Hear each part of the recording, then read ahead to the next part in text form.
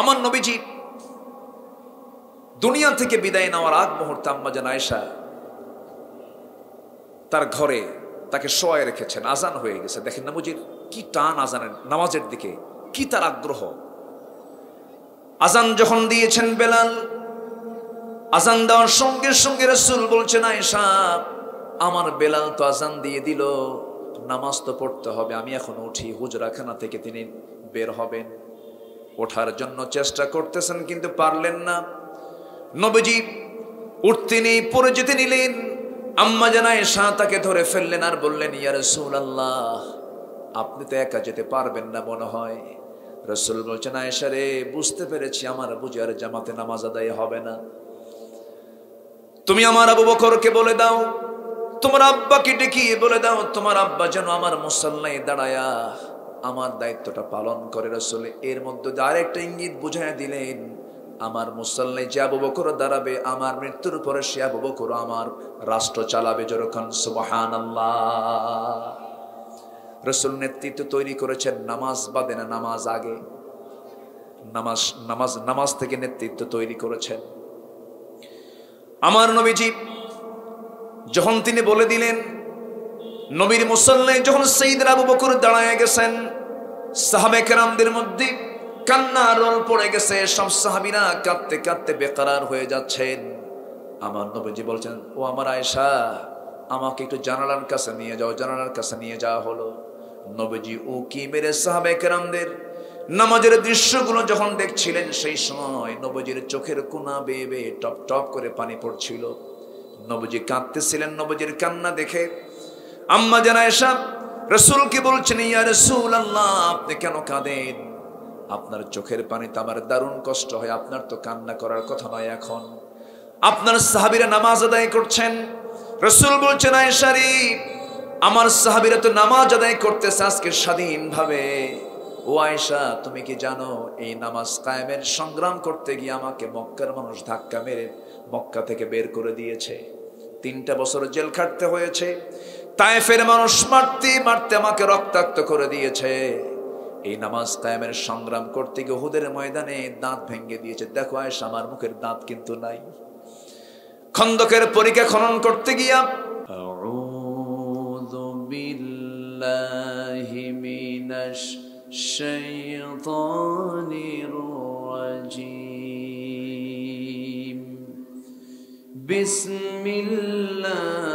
বিসমিল্লাহির রাহমানির রাহিম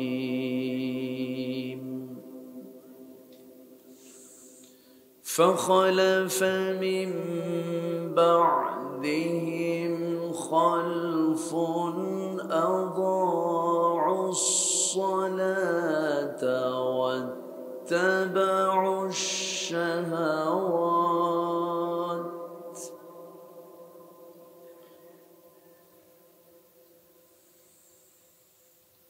واتبعوا الشهوات فسوف يلقون غيا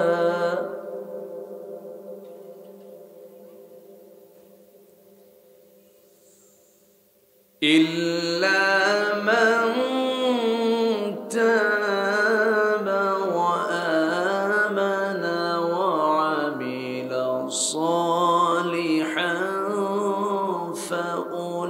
فأولئك يدخلون الجنة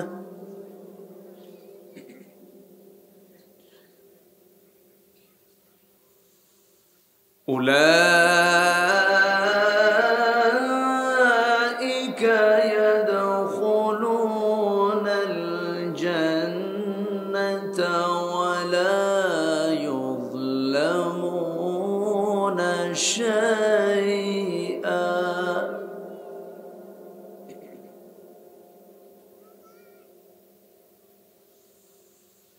جنات عدن التي وعد الرحمن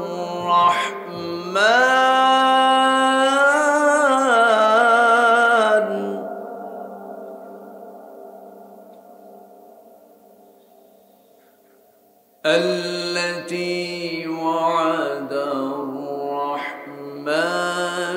بالغيب إنه كان وعده مأتيا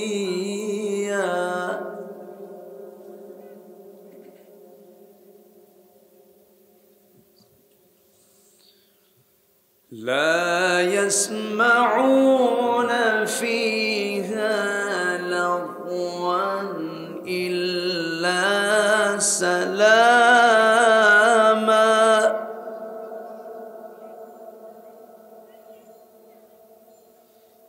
ولهم رزقهم فيها بكرة وعشيا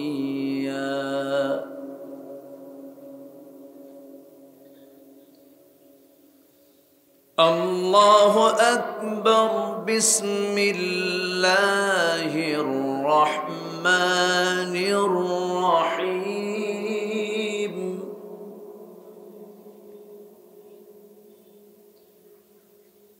إن الله وملائكته يصلون على النبي يا أيها الذين آمنوا صلوا عليه وسلموا تسليما اللهم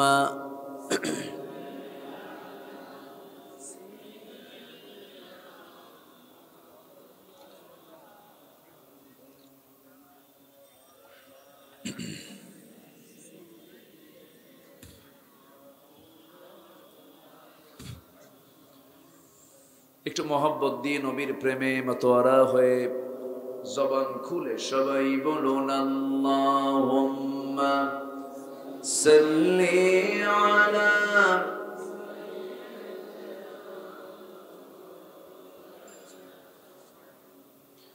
وعلى آل سيدنا সবাই বলুন বালাগাল উলা বিকামালিহি কাশাফাত তুজা বিজামালিহি حسنت جميع خصاله سلوا سورة يوسف بدار حكمة لقمان ما قارئ قرآن باري يهدي ليس دمان ما بلغ العلا كشف التجى بجماله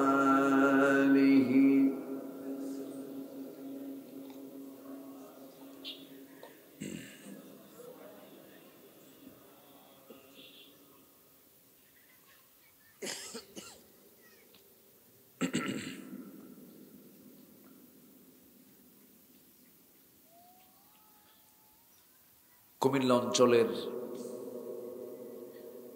কুমিল্লা জেলার লালমাই উপজেলার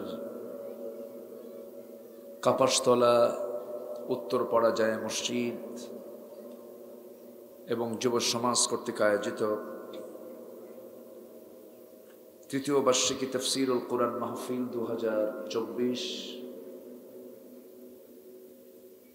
22 ফেব্রুয়ারি অনুষ্ঠিত আজকের এই মহৎ আয়োজনের সম্মানিত সুযোগ্য সভাপতি বাকই উত্তর ইউনিয়ন পরিষদের সম্মানিত চেয়ারম্যান মহোদয় জনাব মিজানুর রহমান আজকের প্রোগ্রামের বরেণ্য অতিথি হযরত উলামায়ে কেরাম, বিশেষ করে আমার পূর্বে কথা বলেছেন নন্দিত আলেমে দ্বীন, বিশিষ্ট ইসলামী চিন্তাবিদ হাফেজ মুফতি মাওলানা ইব্রাহিম খলিল হাফিজাহুল্লাহ, উপস্থিত হযরত উলামায়ে কেরাম, ফদলাইজাম, সুশীল সমাজ, জাতির শ্রেষ্ঠ সন্তান, শিক্ষক মণ্ডলী, আজকের মাহফিলের প্রধান আকর্ষণ যাদেরকে নিয়ে আজকের এই সাজানো গোছানো বর্ণাঢ্য আয়োজন, তাওহীদের পতাকাবাহী, কালেমার ঝান্ডাবাহী, দ্বীন ইসলামের নরসারদুল বীর মুজাহিদ, প্রাণ প্রিয় সম্মানিত দ্বীনী ভাইরা, আড়ালে বসে আছেন শ্রদ্ধেয়া সম্মানিতা মা বোনেরা। আলোচনার সূচনায় আনুষ্ঠানিকতার মধ্য দিয়ে আমার পক্ষ থেকে আবারও দিল খোলা সালাম, আসসালামু আলাইকুম ওয়া রাহমাতুল্লাহি ওয়া বারাকাতুহু।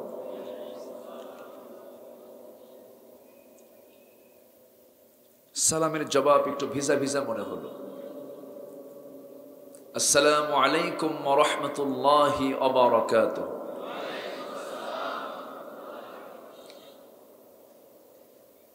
সবাই কেমন আছেন?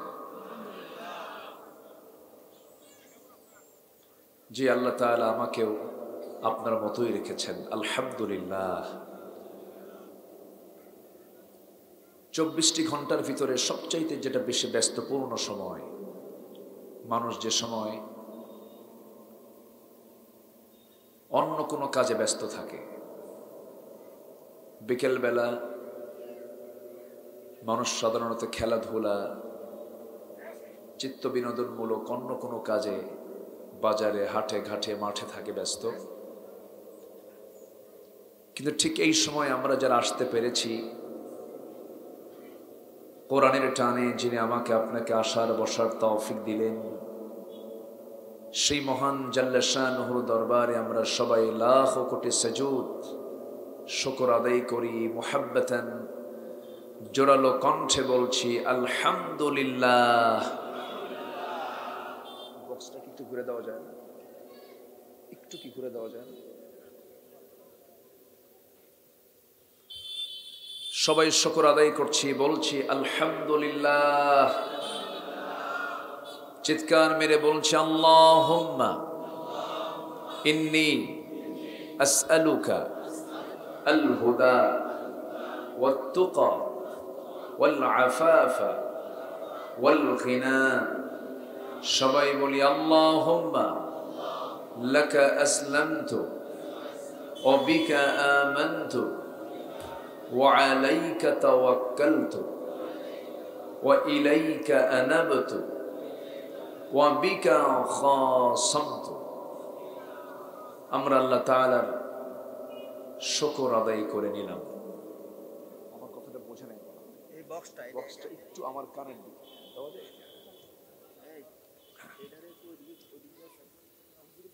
হ্যাঁ, আমার দিকে একটু।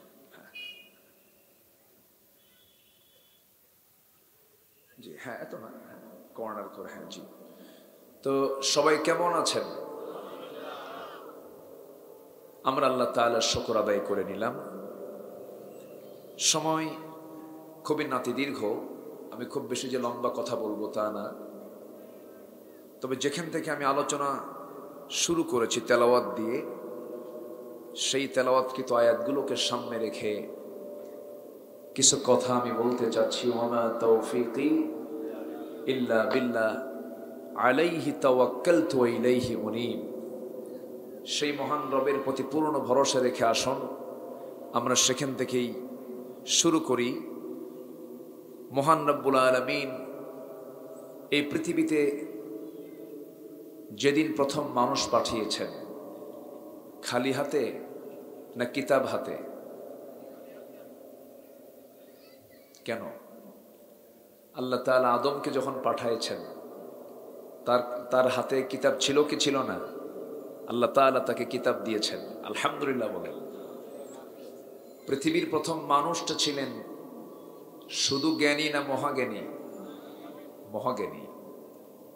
পৃথিবীর প্রথম মানুষটা ছিলেন মহাজ্ঞানী। ওয়াল্লামা আদামাল আসমাআ কুল্লাহা। আল্লাহ তাআলা আদম আলাইহিস সালাতু ওয়াস সালামকে শুধু একটা নামের শিক্ষা দেননি, বিশেষ কোনো নামের শিক্ষা দেননি। পৃথিবীর যাবতীয় সকল কিছুর নামের শিক্ষা দিয়েছেন আমার আব্বা আদমকে। তিনি কে? আল্লাহ তাআলা। ওয়াল্লামা আদামাল আসমাআ কুল্লাহা।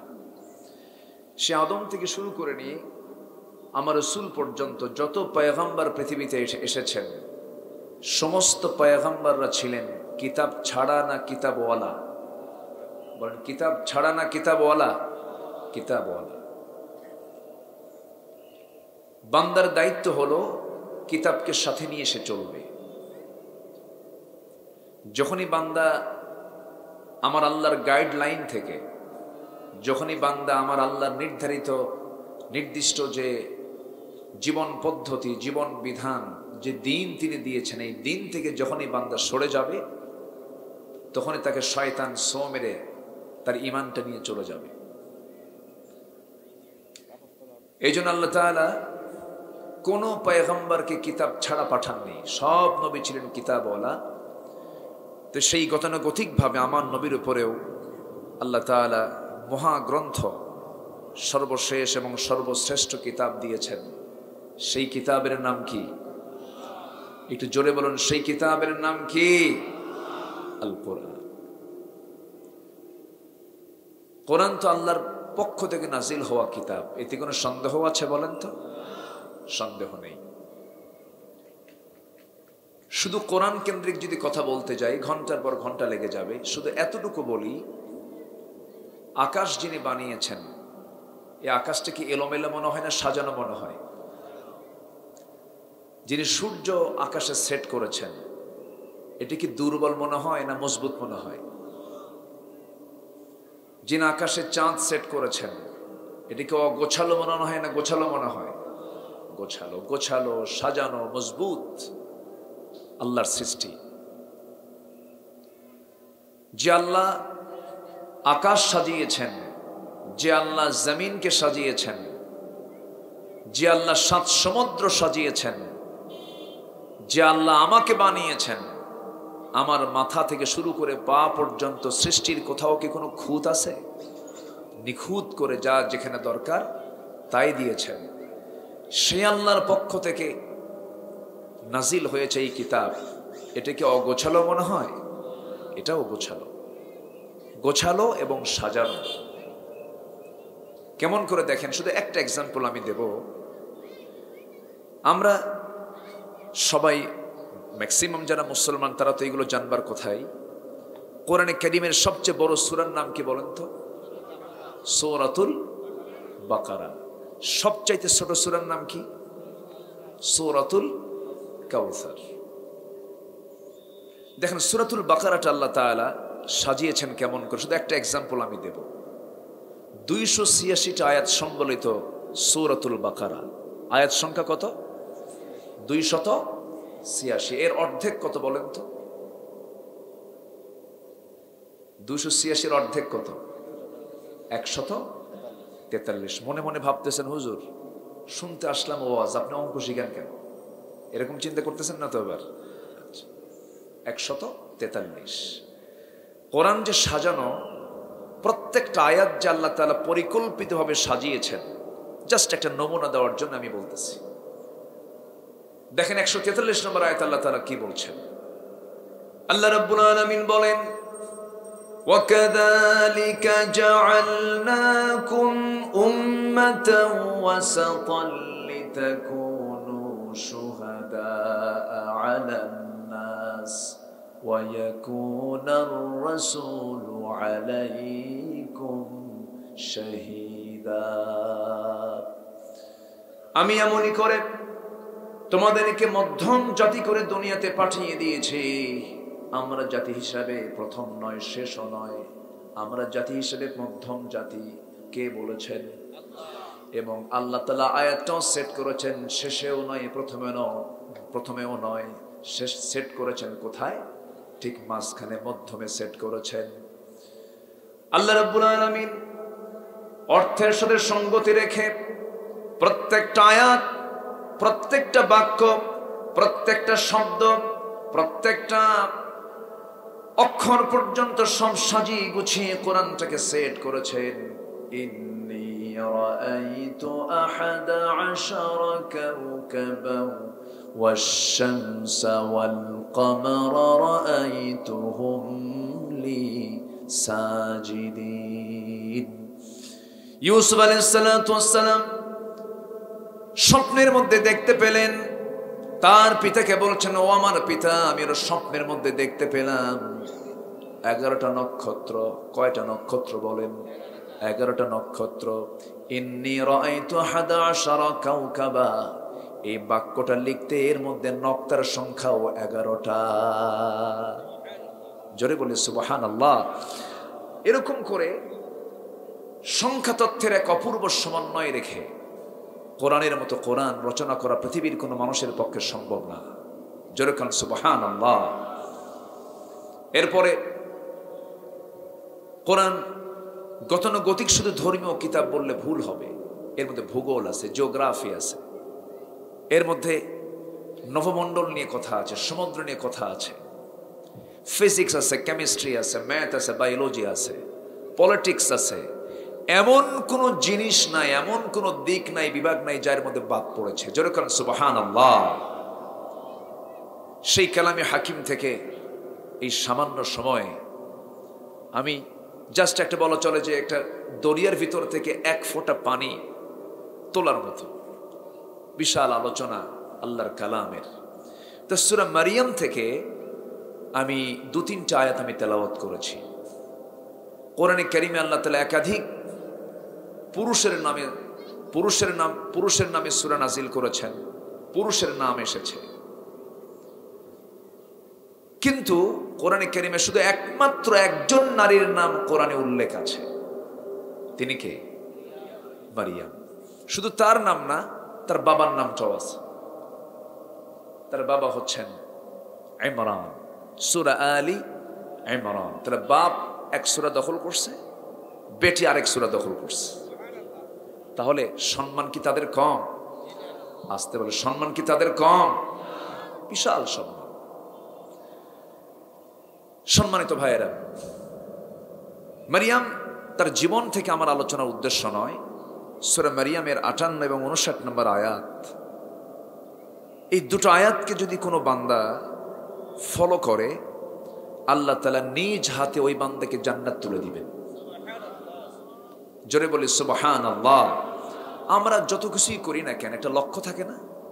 যেরকম ব্যবসা করি যেন লাভ করতে পারি, যে কোনো জিনিস আমরা করতে গেলে আমরা লাভ লসটা কিন্তু আগে চিন্তা করি। একটা লক্ষ্য, একটা টার্গেট নিয়ে আমরা এগিয়ে চলি। আমাদের কিন্তু জীবনের একটা লক্ষ্য আল্লাহ তাআলা দিয়ে দিয়েছেন। সে লক্ষ্যটা হলো, আমাদের লক্ষ্য থাকতে হবে আমরা জান্নাত পেতে চাই না জাহান্নাম পেতে চাই? বলেন, জান্নাত পেতে চাই না জাহান্নাম পেতে চাই? জান্নাত। এই জান্নাত পেতে হলে গতানুগতিক কাজ করলে হবে না। জান্নাত যেমন স্পেশাল, আমাকে কাজ করতে হবে কি স্পেশাল। জান্নাত যেমন এটা বিশেষ জায়গার নাম, আমাকেও হতে হবে একজন বিশেষ ব্যক্তি। জান্নাত একটা অকল্পনীয়, যেটা কল্পনাও করা যায় না, এমন একটা দামি জায়গা। জাস্ট এক্সাম্পল, জান্নাতের একটা কোড়া রাখার জায়গা, একটা লাঠি রাখার জায়গা, খায়রুদ দুনিয়া ওয়া মা ফিহা, দুনিয়া এবং দুনিয়ার মাঝে যা কিছু আছে তার চাইতে বেশি দামি। তাহলে এই অকল্পনীয় এত বড় একটা জান্নাত আল্লাহ তাআলা আমার হাতে দিবেন, আমি নরমাল হলে হবে না, বিশেষ হতে হবে। আসতে বলে, নরমাল না বিশেষ বান্দা হতে হবে? বিশেষ বান্দা হতে হবে। বিশেষ বান্দার বৈশিষ্ট্য কি? সুদ খাওয়া? আসতে কয়। জেনার কারবার করা, চুরি করা, ডাকাতি করা, বান্দার হক নষ্ট করা, বনের সম্পত্তি মেরে খাওয়া, মিথ্যা কথা বলা, চগলখড়ি করা, মানুষকে ঠকানো, খুন করা, তাহলে এগুলো কি বিশেষ ব্যক্তির কাজ না জঘন্য ব্যক্তির কাজ? জঘন্য ব্যক্তি কোথায় যাবে? আসতে কোথায় যাবে? জাহান্নামে। আমার কথা কি বুঝতে কষ্ট হচ্ছে না তো আপনাদের? বলি আলহামদুলিল্লাহ। কুমিল্লার মানুষ ধর্মপ্রিয়, দিন প্রিয়, এবং কুমিল্লার আলেম গোটা পৃথিবীতে ছড়িয়ে ছিটিয়ে আছেন। বলি আলহামদুলিল্লাহ। কুমিল্লা, নোয়াখালী এই দুই জেলায় যত আলেম আছে গোটা বাংলাদেশে অত আলেম নাই। আমি কি মনে হয় আপনাদের কষ্ট দিয়ে কথাগুলো বললাম নাকি? খুশি হয়েছেন তো? সম্মানিত ভাইয়েরা, তো সেই জেলায় মাহফিল করতে আসলে অনেক এখানে সচেতন মানুষ আছেন। আমাদের একটা লক্ষ্য থাকতে হবে। আমরা আমাদের বাপের ভিটায় ফিরে যেতে চাই। আমাদের বাপের ভিটা হলো জান্নাত। আমাদের বাপের ভিটা কি বলেন? জান্নাত। আদম আলাইহিস সালাম কোন জায়গা থেকে আসছেন? জান্নাত থেকে আসছেন। সেই জান্নাত যদি আমরা ফিরে পেতে চাই, আমাকে টিকিট কাটতে হবে জাহান্নামের না জান্নাতের? আমাকে চড়তে হবে কোন ট্রেনে? বলেন কোন ট্রেনে? জান্নাতের ট্রেন। আপনি যদি আমাকে চিটাগাংয়ের দিকে রওনা দেন, আপনি কি ঢাকা পাবেন? পাবেন না। আপনি যাবেন ঢাকা, কিন্তু টিকিট কাটছেন চিটাগাংয়ের, আপনি যাবেন কোথায়? ঢাকা। হবে না তো। আমাকে সুন্দর করে এই চিঠিখানা আমাকে আগে আত্মস্থ করতে হবে। এটাকে বুঝে শুনে আগে পড়তে হবে, উত্তর রেডি করতে হবে, নিজেকে প্রস্তুত করতে হবে জান্নাতের জন্য। আমাকে হতে হবে সাধারণ না বিশেষ? বিশেষ হতে হবে। সাধারণ হয়ে জান্নাত পাওয়া যাবে না। মন যা চায় তাই বলি আমি জান্নাত পাবো না। জান্নাত পেতে হলে আল্লাহ রাব্বুল আলামিন বলছেন, বান্দা আমি তোকে আগে ভয়ের কথা জানিয়ে দিচ্ছি, শোন রে বান্দা। এমন কিছু আমল আছে যে বদ আমলগুলো বান্দা তুই করলে পরে শুধু জাহান্নাম দিয়ে আমি ক্ষান্ত হব না, আমি তোকে জাহান্নামের বিশেষ গর্তের মধ্যে আমি তোকে ঢুকাবো, যে গর্তটাকে জাহান্নাম পর্যন্ত ভয় পায়। আল্লাহ রাব্বুল আলামিন সূরা মারইয়ামের 59 নম্বর আয়াতে বলছেন, فخلف من بعدهم خلف أضاعوا الصلاة واتبعوا الشهوات فسوف يلقون غيا। ওই সমস্ত বান্দার জন্য আমি আল্লাহ রাব্বুল আলামিন শুধু জাহান্নাম না, জাহান্নামের গর্ত, গাই নামক গর্তের মধ্যে আল্লাহ রাব্বুল আলামিন তাকে ঢুকাবেন।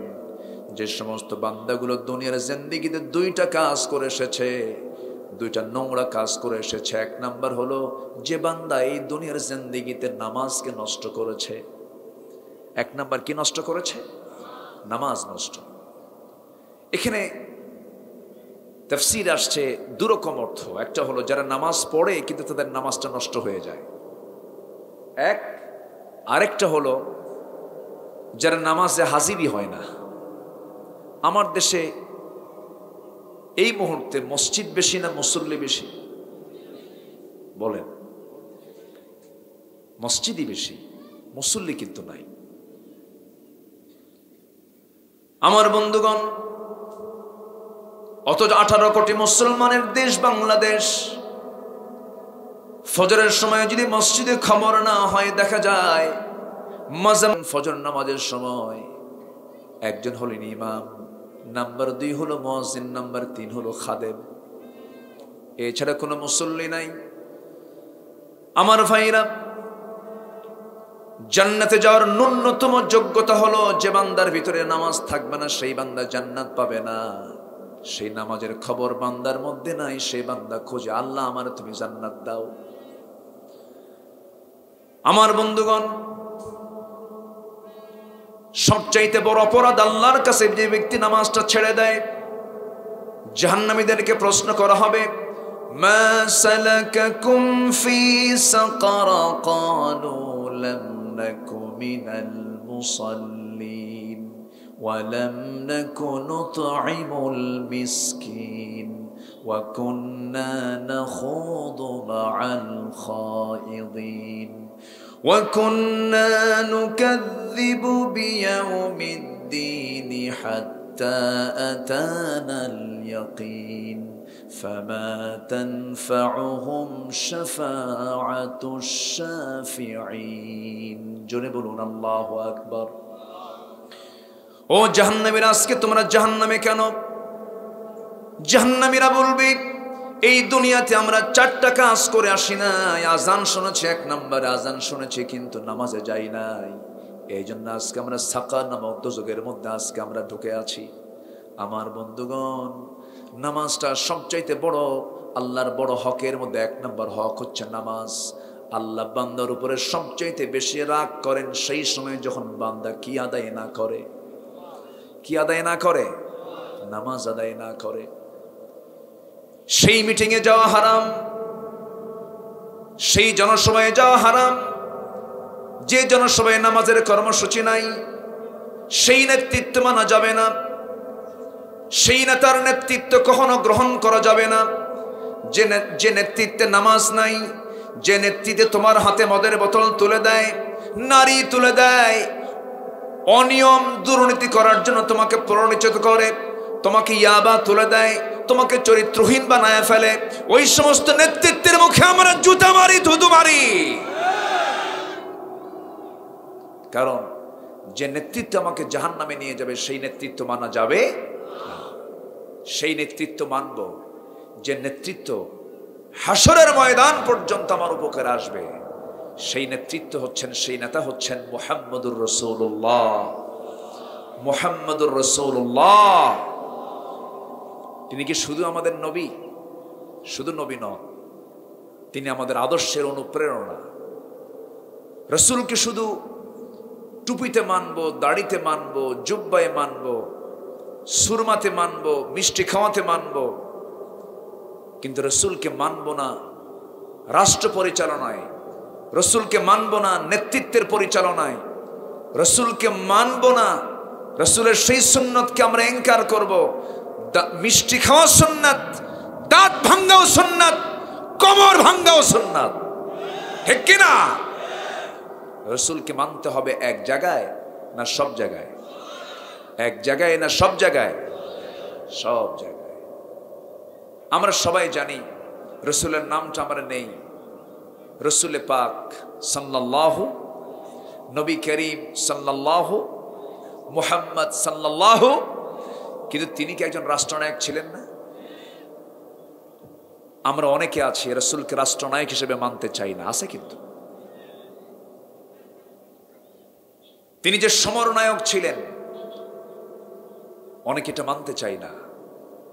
আমার নবীজি 12 লক্ষ বর্গমাইলের যে রাষ্ট্রপ্রধান হলেন, শুধু দোয়া করে, কত ত্যাগ তিতিক্ষার মধ্য দিয়ে, বদর পাড়ি দিয়ে, উহুদ পাড়ি দিয়ে, খন্দক পাড়ি দিয়ে, সব কিছু পাড়ি দিয়ে, সাহাবীদের ত্যাগ এবং কুরবানির ভিতর দিয়ে একটি সফল রাষ্ট্রের জন্ম দিয়েছেন আল্লাহর সাহায্যে মুহাম্মদ সাল্লাল্লাহু আলাইহি ওয়াসাল্লাম।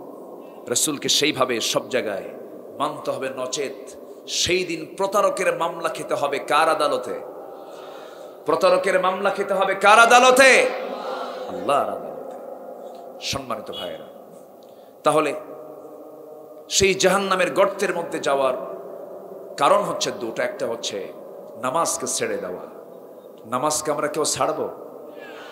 আসতে বল, নামাজকে আমরা কেউ ছাড়বো? নামাজ পড়বো কয় ওয়াক্ত? আসতে বলবেন না, কয় ওয়াক্ত? 5 ওয়াক্ত নামাজ। আল্লাহ রাব্বুল আলামিন নামাজের ব্যাপারে কোরআনে কারীমের ভিতরে একবার না, দুবার না, 80 বারেরও বেশি বার বলেছেন নামাজের কথা। এবং আমার নবীজির জীবনের শেষ সময় যখন তিনি দুনিয়া থেকে বিদায় নেবেন, বিদায় লগন যখন চলে এসেছে, নবীজির মুখের সর্বশেষ যে কথা মুখ থেকে বের হয়েছিল, যে কথাটা রাসূল উচ্চারণ করে দুনিয়া থেকে বিদায় নিয়েছেন, এটাও ছিল নামাজ কেন্দ্রিক। কারণ তিনি উম্মতকে খুব ভালোবাসতেন। কারণ উম্মতের যদি নামাজটা ঠিক থেকে যায়, আল্লাহর রহমত তার উপরে নাজিল হয়ে যাবে। যেরকম সুবহানাল্লাহ। আমার আলোচনায় কি কষ্ট পাচ্ছেন আপনারা?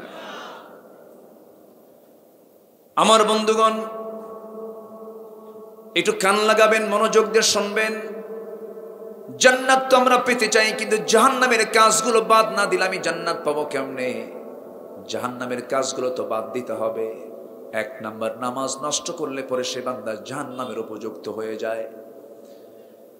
এই জন্য আমরা নামাজটা পড়ব। নবীজি আমাকে আপনাকে কি পরিমাণ ভালোবেসেছেন দেখেন। আমার নবীজি তার জীবনের শেষ নিঃশ্বাস ত্যাগ করবেন যখন, সিরাত গ্রন্থে এসেছে রাসূল যখন দুনিয়া থেকে বিদায় নেবেন, মুমূর্ষু অবস্থা তিনি কাতরাচ্ছেন। আম্মা জান আয়েশার ঘরকে তিনি চয়েস করলেন। ঘরের মধ্যে ঢুকিয়ে বলছেন, আয়েশা রে, প্রচন্ড জ্বর এসেছে, মাথা ব্যথা হচ্ছে আমার নবীজির মৃত্যুর পূর্বে তার দেহের মধ্যে বিষক্রিয়া দেখা দিয়েছিল। রাসূলকে দুনিয়া থেকে বিদায় করার জন্য ইহুদিরা, ওই মদিনায় ছিল বনু নজির, বনু কুরাইজা, বনু কাইনুকা, এই সমস্ত ইহুদিরা বিভিন্ন ষড়যন্ত্র করে রাসূলকে দুনিয়া থেকে বিদায়ের চেষ্টা করেছে সব সময়ের জন্য। একদা আমার রাসূলকে খাবারের মধ্যে বিষ পর্যন্ত ঢুকিয়ে দিয়েছিল। সেই জায়গায় উপস্থিত 2 জন সাহাবী দুনিয়া থেকে বিদায় নিলেন বিষক্রিয়ায়। আমার নবীজি কোনো মতো বেঁচে গেলেন। এখান থেকে একটা বিষয় সুস্পষ্ট, সেটা হলো পৃথিবীতে একটা জাতির নাম, যে জাতির নাম ইহুদি, সেই জাতিটা নবীদের দুশমন, আমাদের বুঝি দুশমন না? আজ থেকে আমাদের দুশমন না? এই পৃথিবীতে সবচাইতে বড় দুশমন আমাদের হলো ইহুদির বাচ্চারা। এরা বিভিন্নভাবে মুসলমানদের ঈমানকে ধ্বংস করার জন্য নানামুখী ষড়যন্ত্র চালিয়ে যাচ্ছে। মুসলমানদের হার্ট, মুসলমানদের কলিজা, বাইতুল আকসাকে তারা অবরুদ্ধ করে রেখেছে। ওদের বিভিন্ন থিওরিগুলো, পদ্ধতিগুলো মুসলমানদের মধ্যে ঢুকানোর অপচেষ্টা করা হচ্ছে। ট্রান্সজেন্ডার একটি ভয়ঙ্কর একটি পরিকল্পনা ওদের। সমকামিতা, ইউরোপ আমেরিকার বহু দেশে এটাকে আইন আকারে সংসদে বিল টেনে পাশ করেছে। আমার দেশেও সমকামিতাকে প্রমোট করার জন্য কিছু সমকামী অপচেষ্টা চালিয়ে যাচ্ছে। সম্মানিত ভাইয়েরা, সমকামিতা অর্থাৎ পুরুষ পুরুষকে বিয়ে করবে, নারী নারীকে বিয়ে করবে, যা কুত্তার মধ্যেও নাই। কুকুরও এই বিকৃত আচরণটা বোঝে না। আজকে মানুষ কত নিচে নামলে এই অবস্থা হতে পারে। এই ঘৃণ্য ইতিহাসটা পৃথিবীতে শুরু হয়েছিল 5000 বছর আগে, কওমে লূতের সময়। বর্তমান পৃথিবীর জর্দান নামক দেশের ডেড সি এলাকা, ফি আদনাল আরদ, আল্লাহ তাআলা কোরআনে কারীমের মধ্যে বলেছেন, এই ডেড সি এলাকায় এদের বসবাস ছিল। আল্লাহ তাআলা এদেরকে শূন্যে তুলে একটা আষাঢ় মেরে মাটিতে গেড়ে দিয়ে এদেরকে শেষ করে দিয়েছেন এই সমকামিতার অপরাধে। সেই সমকামিতাকে আজকে যারা প্রমোট করতে চায়, এরা কখনো জাতির বন্ধু হতে পারে না। আসতে বলবেন না, জোরে বলুন ঠিক কিনা? নাস্তিকদের নির্দিষ্ট কোনো দল নেই। আল্লাহর বিরুদ্ধে, নবীর বিরুদ্ধে যদি আমার বাপও কথা কয়, ছাড়া দেওয়া যাবে না। সবার আগে কাকে দরকার? কাকে দরকার? আল্লাহকে দরকার।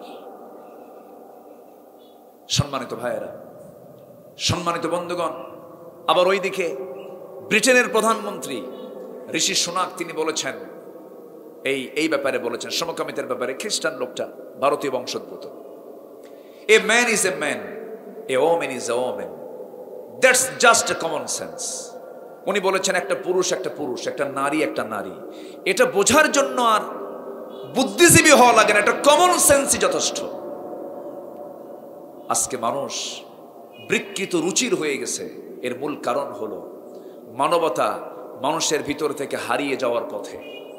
মানবতা আজকে পাশবিকতায় রূপ নিয়েছে। কেন জানেন?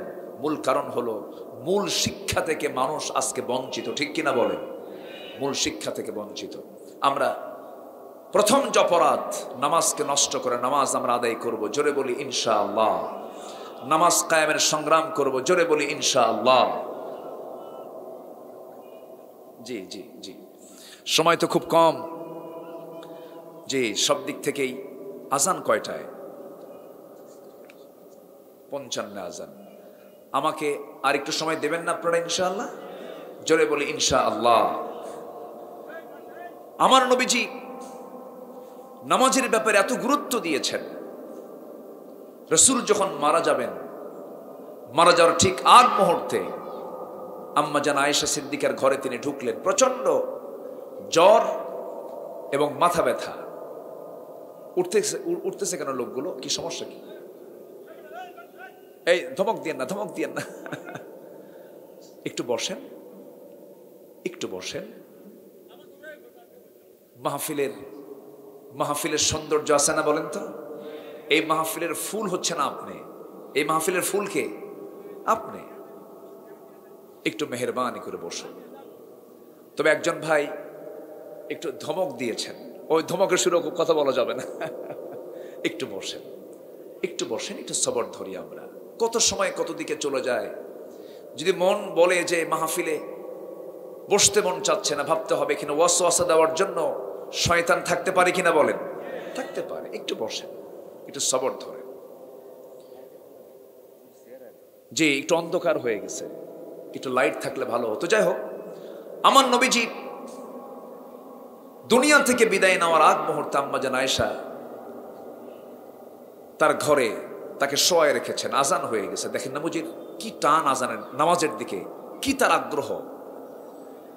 আজান যখন দিয়েছেন বেলাল, আজান দেওয়ার সঙ্গে সঙ্গে রাসূল বলছেন, আয়েশা আমার বেলাল তো আজান দিয়ে দিল, নামাজ তো পড়তে হবে, আমি এখন উঠি। হুজরাখানা থেকে তিনি বের হবেন, ওঠার জন্য চেষ্টা করতেছেন কিন্তু পারলেন না।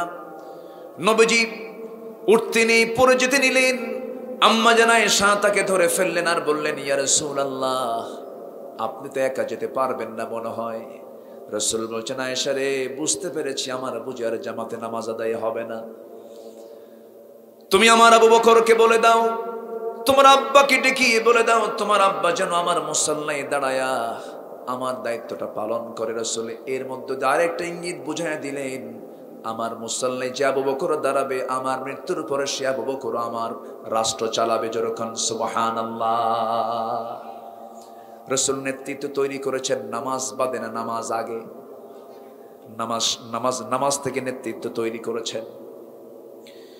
আমার নবীজি যখন তিনি বলে দিলেন, নবীর মুসাল্লায় যখন সাইয়েদনা আবু বকর দাঁড়ায় গেছেন, সাহাবে কেরামদের মধ্যে কান্নার রোল পড়ে গেছে। সব সাহাবীরা কাঁদতে কাঁদতে বেকরার হয়ে যাচ্ছেন। আমার নবীজি বলছেন, ও আমার আয়েশা আমাকে একটু জানালার কাছে নিয়ে যাও। জানালার কাছে নিয়ে যাওয়া হলো। নবীজি উকি মেরে সাহাবে কেরামদের নামাজের দৃশ্যগুলো যখন দেখছিলেন, সেই সময় নবীজির চোখের কোনা বেয়ে বেয়ে টপ টপ করে পানি পড়ছিল। নবীজি কাঁদতেছিলেন। নবীজির কান্না দেখে আম্মা জান আয়েশা রাসূলকে বলছেন, ইয়া রাসূলুল্লাহ আপনি কেন কাঁদেন? আপনার চোখের পানিতে আমার দারুণ কষ্ট হয়। আপনার তো কান্না করার কথা নয়, এখন আপনার সাহাবীরা নামাজ আদায় করছেন। রাসূল বলছেন, আয়েশা রে, আমার সাহাবীরা তো নামাজ আদায় করতেছে আজকে স্বাধীনভাবে। ও আয়েশা তুমি কি জানো, এই নামাজ কায়েমের সংগ্রাম করতে গিয়ে আমাকে মক্কার মানুষ ধাক্কা মেরে মক্কা থেকে বের করে দিয়েছে। 3টা বছর জেল খাটতে হয়েছে। তায়েফের মানুষ মারতে মারতে আমাকে রক্তাক্ত করে দিয়েছে। এই নামাজ কায়েমের সংগ্রাম করতে গিয়ে উহুদের ময়দানে দাঁত ভেঙে দিয়েছে। দেখো আয়েশা আমার মুখের দাঁত কিন্তু নাই। খন্দকের পরিখা খনন করতে গিয়া ওরে আয়েশা আমার কোমরটা কুঁজো হয়ে গেছে, আজ পর্যন্ত কোমর সোজা করে দাঁড়াতে পারি না। আয়েশা এত কষ্টের মধ্য দিয়ে আমার সাহাবীদের জীবন উৎসর্গের মধ্যে দিয়ে যে নামাজটা কায়েম হয়েছে, সেই নামাজের দৃশ্য দেখে আমি যে কাঁদতেছি, এটা আমার দুঃখের কান্না নয়, এটা আমার চরম আনন্দের কান্না। জোরে বলি সুবহানাল্লাহ। আমার নবীজি এরপরে করলেন কি, আম্মা জান আয়েশাকে ডাক দিয়ে বলছেন, আয়েশা রে, মুখটা কেমন যেন দুর্গন্ধ মনে হচ্ছে, একটা মেসওয়াক এনে দাও তো। মেসওয়াকের জন্য যখন বলা হলো, মেসওয়াক এনে দেওয়া হলো। মেসওয়াকটা চাবায়া চাবায়া নবীর হাতে দিচ্ছেন।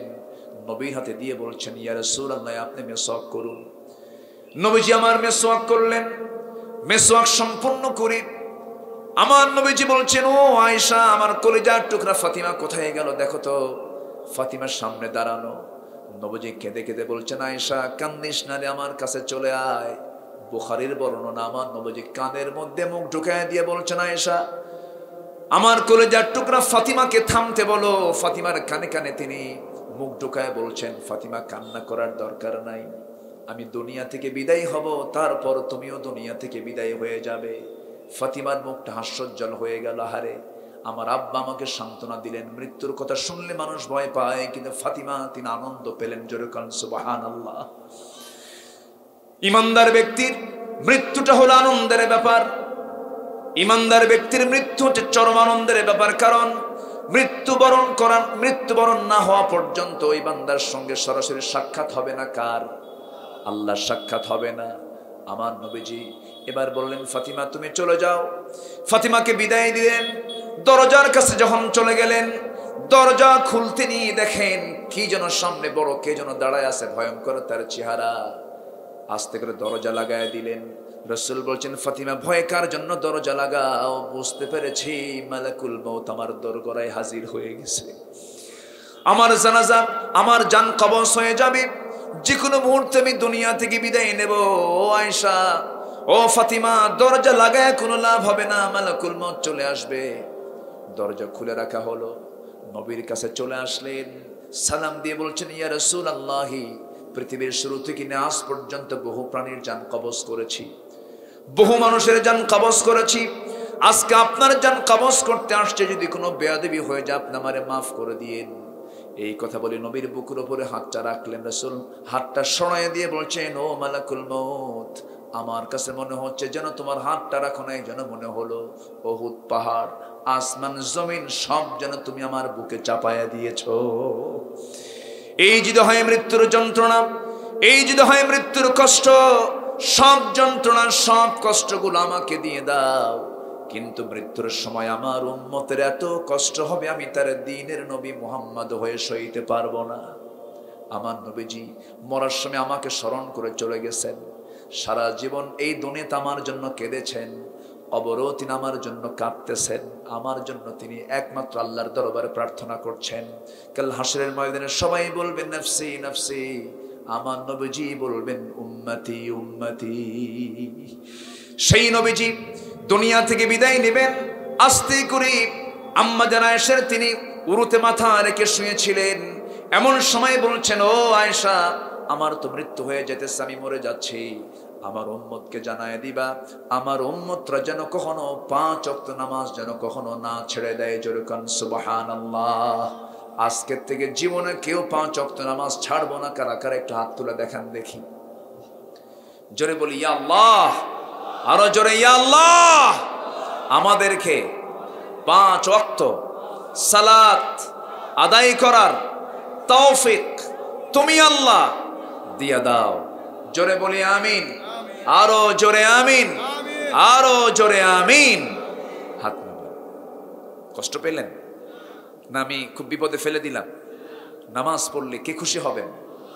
সুপারিশ করবেন মুহাম্মদ সাল্লাল্লাহু আলাইহি ওয়াসাল্লাম। সম্মানিত ভাইয়েরা, জি সম্মানিত ভাইয়েরা, আমি ডেটটা দিয়েছি খুব অল্প সময়। আমার বাকের ভাই কোথায় আছেন না? খুব অল্প সময় খুব চেষ্টা করেছেন তারা, আমার হয় না। আমি গতকালকে ছিলাম রাজশাহীতে। তো যাই হোক, আজকের এই ক্ষণিক সময় কিছু কথা বললাম, দোয়ার মধ্য দিয়ে শেষ হবে। এই মাহফিলটা প্রত্যেক বছর 3 বছর রেগুলার থাকুক, প্রত্যেক বছর হোক। সবাই চান না? চান কারা? একটু হাত তুলে দেখান তো, আল্লাহকে সাক্ষী রেখে দেখান তো। কোরআন চান কারা কারা? জি, একটু হাতটা নাড়াচড়া করেন তো এরকম করে। আল্লাহ তুমি সবার হাতকে কবুল করো। জোরে বলি আমিন। হাত নামান। আমি সবার কাছে একটু উদাত্ত আহ্বান জানাবো। হয়তো আপনার এই অর্থের পরিমাণ হয়তো খুব বেশি হবে না, কিন্তু আমরা চাই যে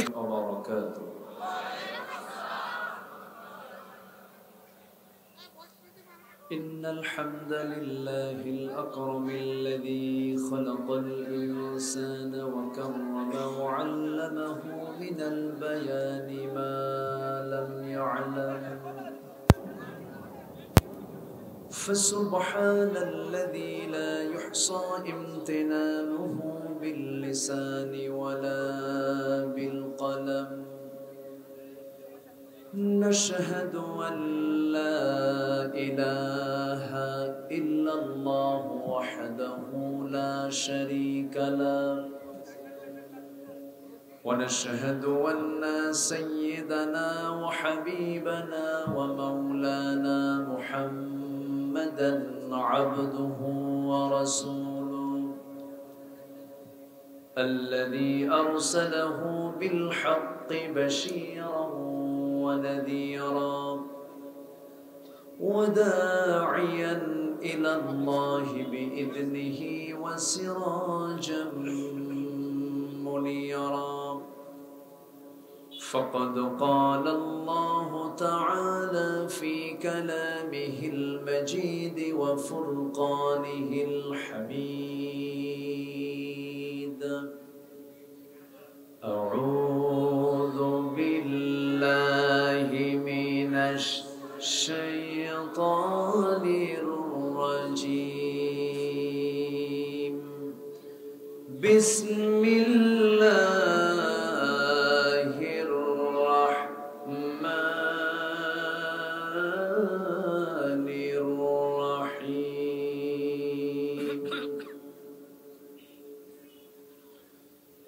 فخلف من بعدهم خلف أضاعوا الصلاة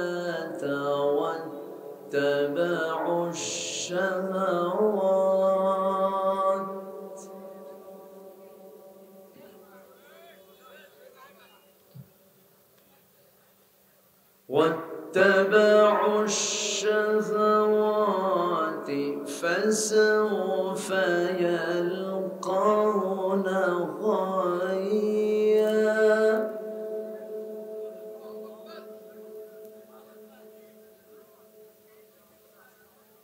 إلا من تاب وآمن وعمل صالحا فأولئك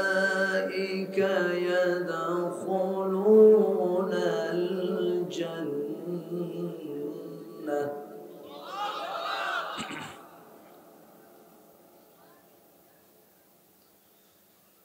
فأولئك يدخلون الجنة ولا يظلمون شيئا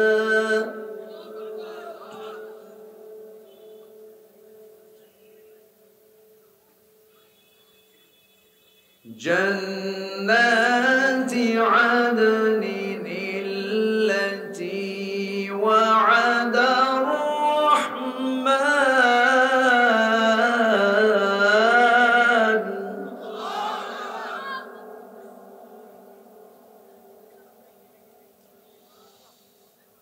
التي وعد الرحمن عباده بالغيب إنه كان وعده مأتيا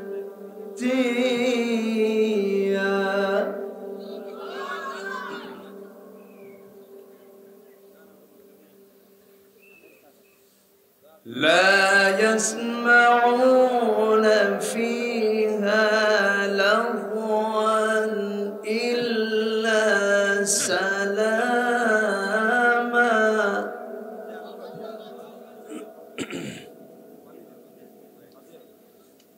ولهم رزقهم فيها بكرة وعشيا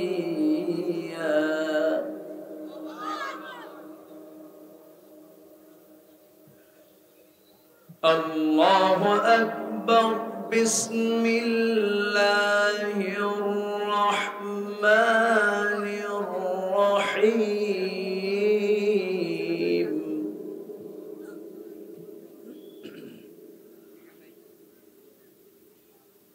إن الله وملائكته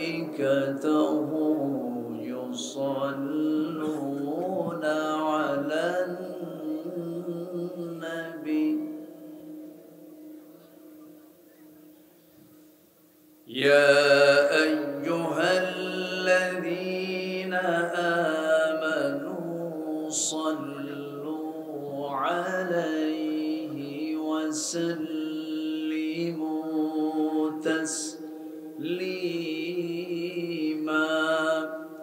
اللهم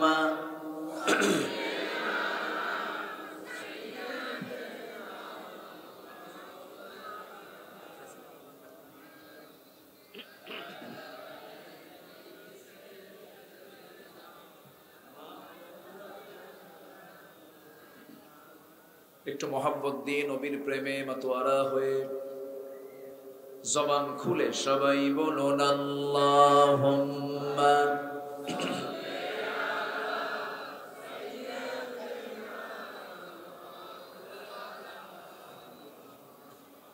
ওয়া আলা আলি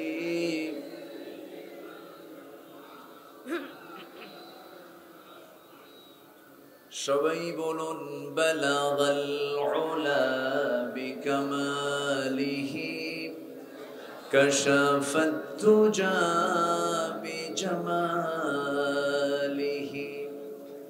হাসনাত জামিউ খিসালিহি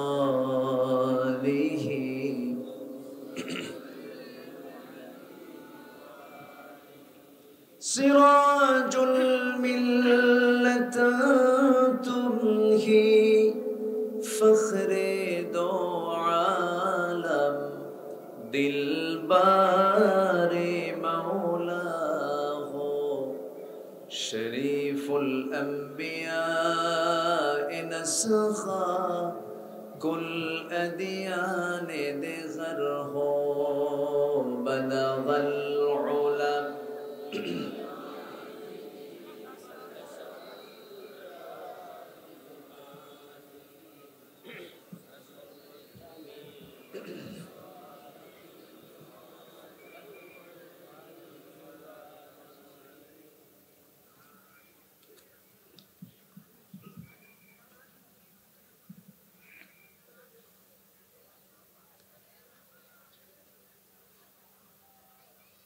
প্রাকৃতিক সৌন্দর্যের